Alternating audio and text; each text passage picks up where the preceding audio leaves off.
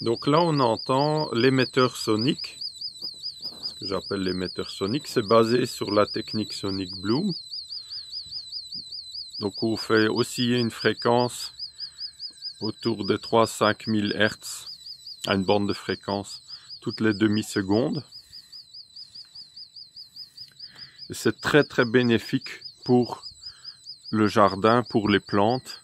Ça protège aussi, ou ça augmente la résistance au gel aussi sur les arbres fruitiers.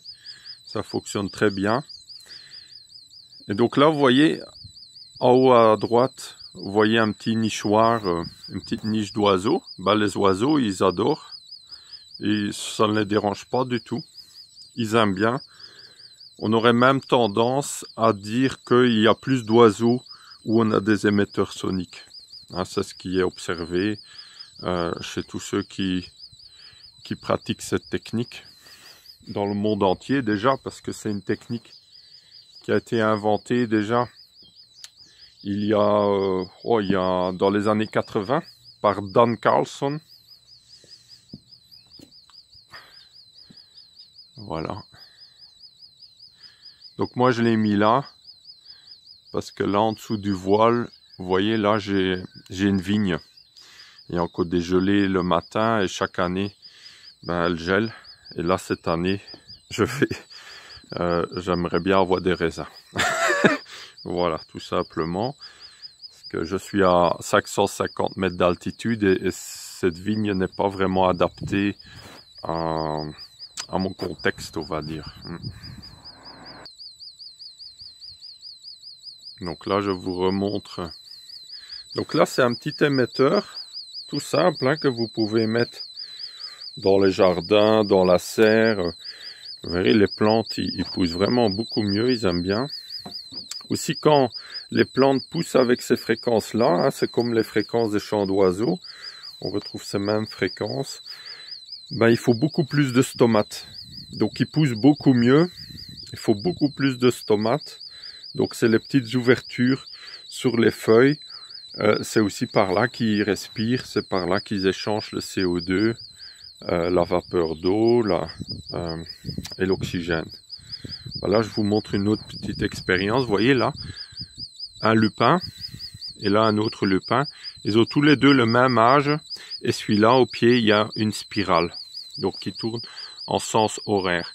L'année passée c'était le lupin le plus grand de tout le jardin et là cette année ben aussi pareil. Et donc là à côté il est aussi très beau, hein. Mais on voit bien qu'il est plus petit que celui-là. Et vous voyez la taille des feuilles. Et donc comment j'ai fait là? Donc ça s'est basé sur les recherches de Luigi Guina. Ça fait déjà 2-3 ans que je fais des petites expériences. Et ça a l'air de vraiment super bien fonctionner. Vous le faites tourner en sens horaire, comme ça, vous voyez. Et donc au pied, donc la sortie, j'ai planté au pied de la plante. Et donc vous voyez, donc ça dans ce sens-là, ça va stimuler les énergies cosmiques. Donc plutôt la floraison, la croissance aussi, mais surtout il y aura beaucoup plus de fleurs et des plus grandes fleurs en général. Dans l'idéal, il faut stimuler les deux forces. Il faudrait une spirale dans le sens contraire aussi et une spirale comme ça. Donc une spirale avec la pointe vers le bas, toujours en sens horaire depuis le centre, et une spirale avec la pointe vers le haut comme celui-là. Mais voilà, ça c'est un petit test très intéressant.